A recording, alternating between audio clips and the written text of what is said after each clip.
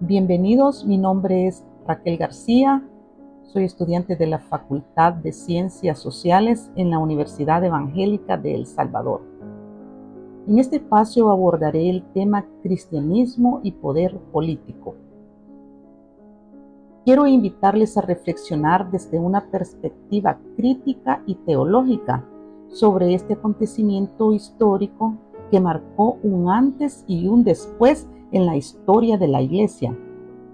También analizaremos su relación con el poder político durante el Imperio Romano. Para comenzar, ¿qué es el cristianismo? El cristianismo es el conjunto de creencias y preceptos que forman la religión fundada en la vida, enseñanza, muerte y resurrección de Jesucristo. Este no siempre estuvo vinculado al poder político. Sin embargo, el encuentro entre esta fe naciente y las estructuras políticas imperiales transformó radicalmente su misión, su identidad y su papel en la sociedad. Pocas transformaciones han sido tan decisivas en la historia del cristianismo como lo fue su tránsito desde una fe marginal y perseguida hacia una religión oficial, protegida y luego instrumentalizada por el Estado.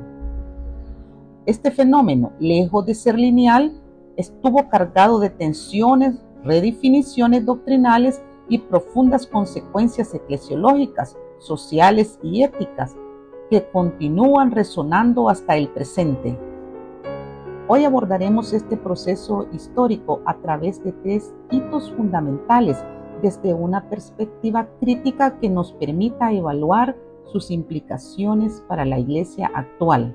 El Edicto de Milán en el 313, el Concilio de Nicea en el 325 y el Edicto de Tesalónica en el 380 después de Cristo. En los primeros siglos, el cristianismo se desarrolló como un movimiento contracultural, caracterizado por su marginalidad social, su resistencia ética al culto imperial y su firme esperanza escatológica. Sin embargo, con el Edicto de Milán, promulgado en el año 313 por los emperadores Constantino y Licinio, se puso fin oficialmente a las persecuciones sistemáticas y se garantizó la libertad religiosa dentro del imperio. Este edicto no solo legalizó el cristianismo, sino que restituyó bienes confiscados y favoreció una convivencia pacífica entre credos diversos.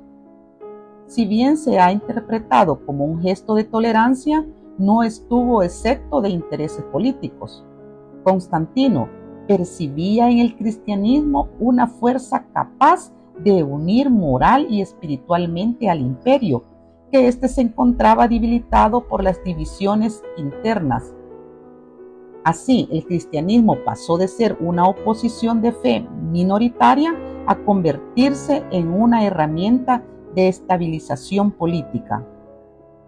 Este cambio inauguró una nueva etapa en la cual la Iglesia comenzaría a ocupar un lugar cada vez más central en la esfera pública, lo que trajo tantos beneficios como desafíos éticos y teológicos. La progresiva expansión del cristianismo trajo también consigo disputas doctrinales internas. Una de las más significativas fue la controversia arriana, que negaba la plena divinidad de Jesucristo. Ante el riesgo de que estas divisiones fracturaran la unidad del imperio, Constantino convocó al Concilio de Nicea en el año 325 después de Cristo.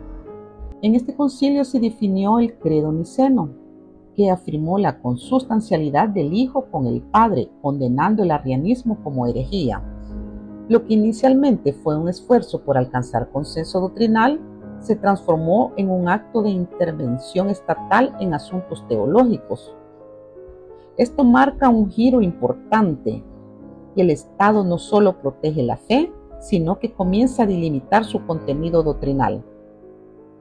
Rolando Joaquín, en 1999, señala que el concilio convirtió la ortodoxia en una herramienta de cohesión política.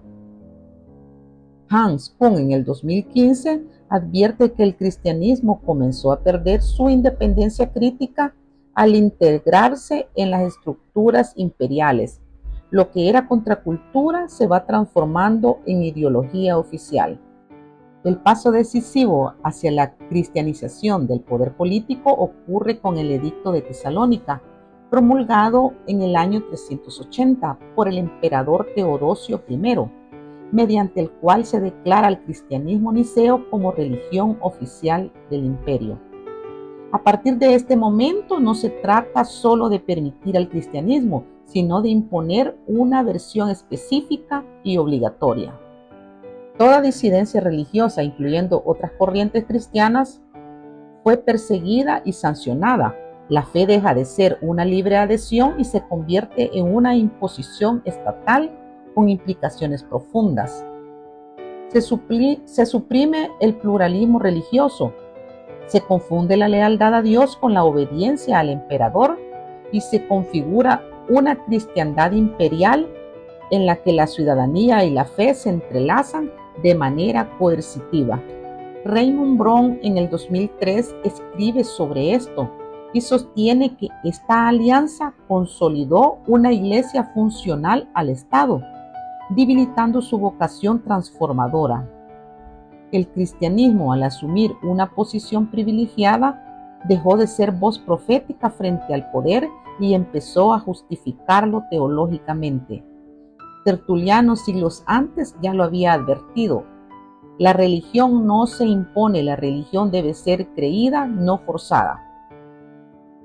En conclusión, la progresiva institucionalización del cristianismo desde el Edicto de Milán hasta el Edicto de Tesalónica implicó una transformación radical. La fe antes libre se convirtió en una normativa estatal.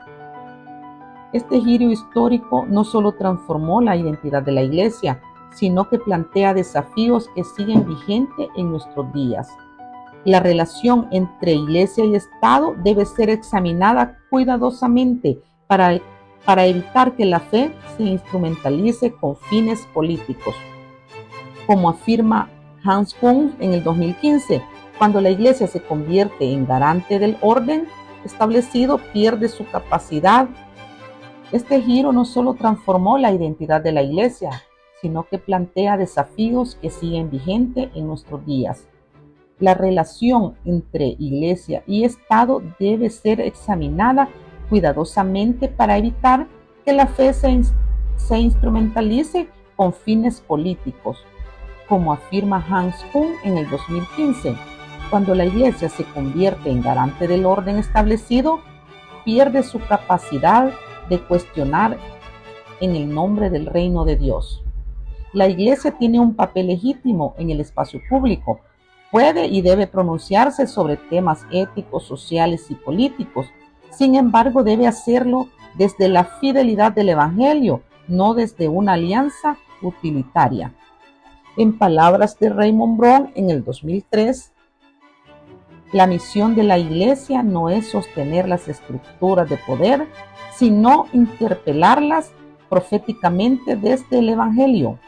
Por ello, la historia del cristianismo bajo el Imperio Romano no debe ser comprendida como un capítulo cerrado, sino como una advertencia viva. Cuando la fe se somete al poder, pierde su alma profética, su voz crítica y su testimonio auténtico. Gracias por acompañarme en esta reflexión. Les invito a seguir explorando la historia del cristianismo con una mirada crítica, para que nuestra vivencia cristiana siga siendo signo de esperanza y verdad. Dios les bendiga.